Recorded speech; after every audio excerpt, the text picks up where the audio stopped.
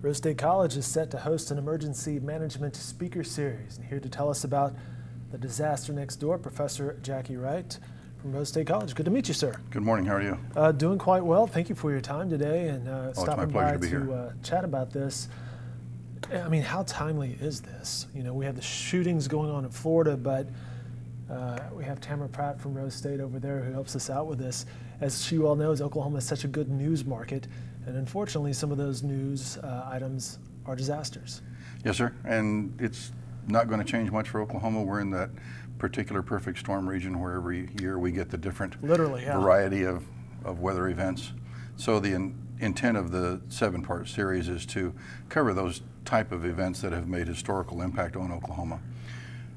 Anything from the I-40 bridge collapse, which I'm sure you recall, wildfires, which we have almost every year, tornadoes. Pretty much getting right into the wildfire season right now, before we get to the tornado season. And we quite often have tornado and wildfire seasons simultaneously.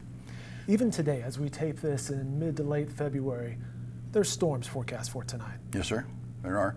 And the point of the series is to cover not only how the state responds and how individuals, agencies respond, but how individuals themselves can prepare for a better reactive response to those type of storms. There you see the information right there, 7-part series beginning February 22nd, which would be this Thursday, and you can go online for more information at rose.edu. It's free to the public. Yes, sir. And the first event, in fact, this Thursday night, is about those storms that are coming up, the fact that we're in a storm season, weather preparedness, and things of that nature. And then each one of them after that, again, as I mentioned, is a subsequent journey into the different events that have impacted Oklahoma over the years, and some of the things that Oklahoma has gone to help with, like Hurricane Harvey and Irma. Talking with Professor Jackie Wright from Rose State College, tell me more about this journey. What sort of conversation would you like to have out of each of these?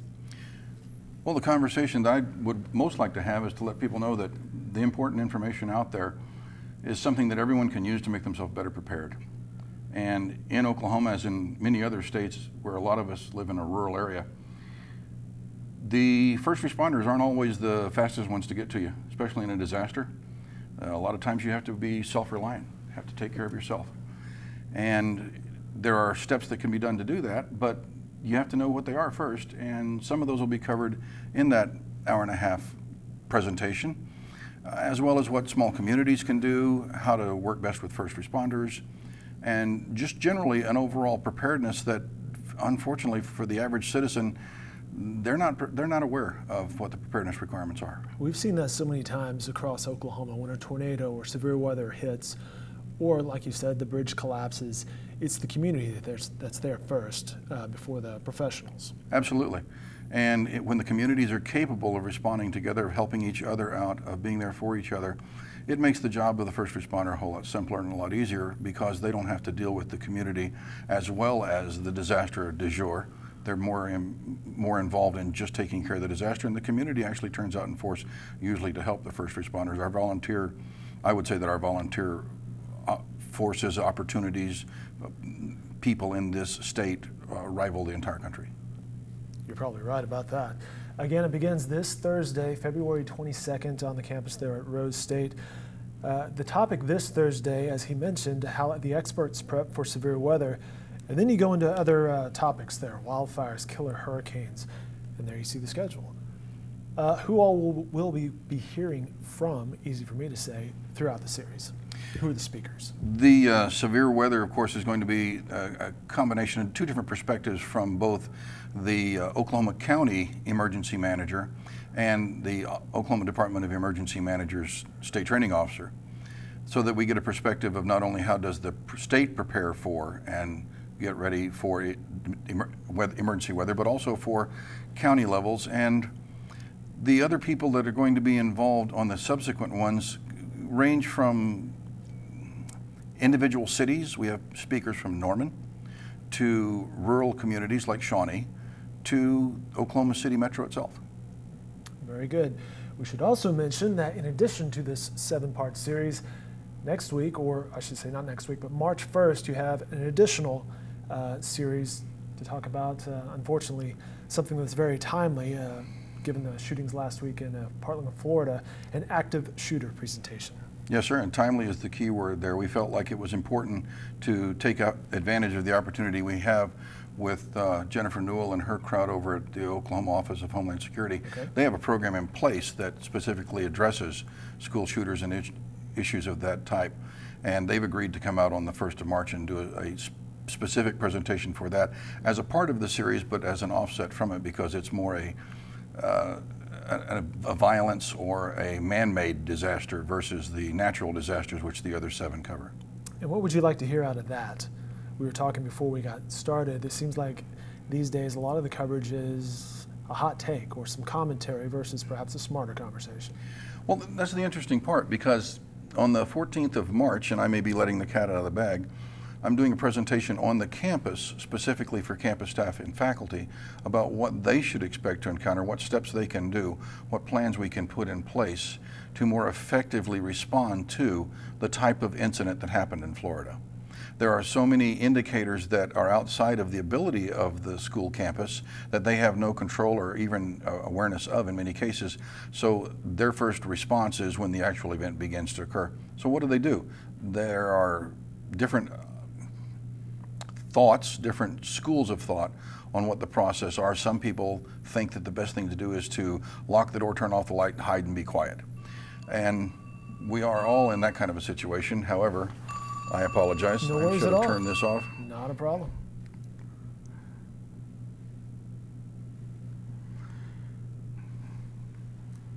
The emergency manager's phone always rings. Good case in point right there. Yes, sir. The world doesn't stop.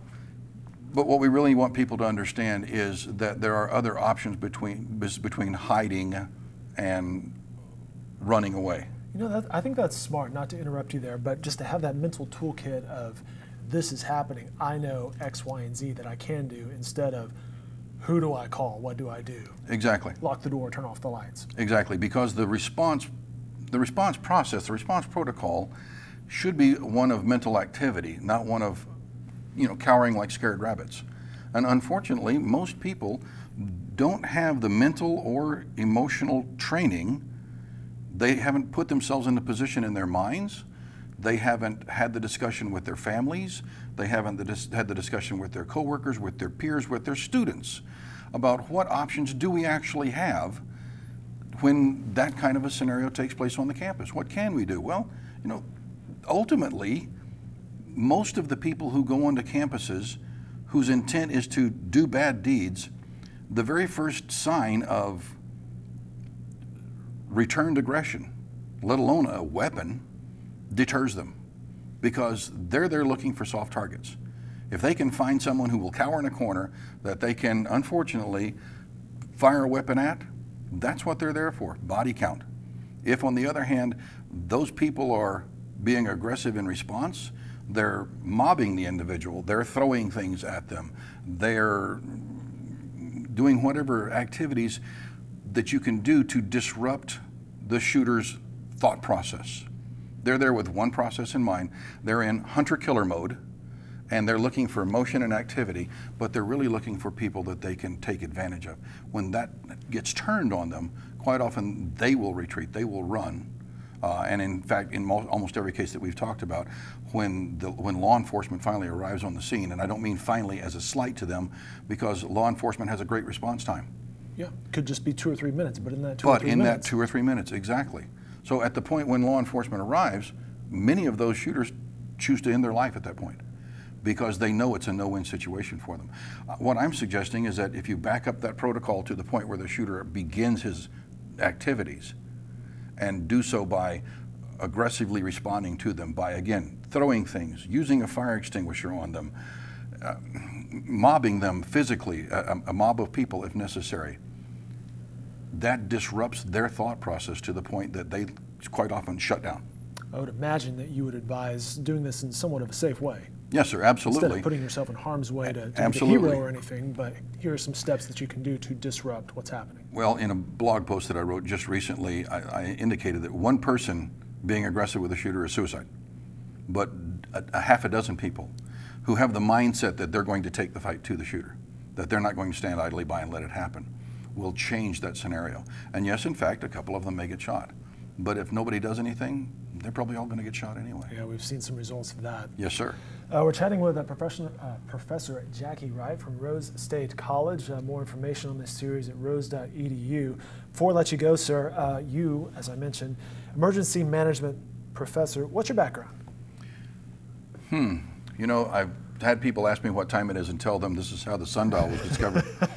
But just open a can here. In a nutshell, 23 years in the military, did this and associated things, emergency management, safety, security. When I retired from the military, had the good fortune to take a job with the Oklahoma Department of Emergency Management. Worked for them for 10 years and developed this program that Rose State saw the future of and decided to ask me to create a program out of it. So I have the current Associate of Science in Emergency Management program. I've created most of the materials. In fact, I created all the materials for it out of open source documents, so there's no textbooks involved. There's a big plus. And the idea is to not only make people who are going to be the next generation of emergency managers more prepared to do that job, but also to help the people who are currently doing the job just know how to do the job better. It's a boots on the ground approach. There's not a whole lot of theory or pie in the sky. It's all about how do I get the job of being an emergency manager done better, more efficiently, with the limited resources that we have. Interesting stuff. Professor Jackie Wright from Rose State College. Again, they have an emergency management speaker series that begins on February 22nd, every other week for 7 weeks. It is free to the public. You can go to that website right there for more information. And then also March 1st, an active shooter presentation. Professor, I've enjoyed the conversation. Very nice to meet you. My pleasure, sir. And best of luck with this. Thank you so much.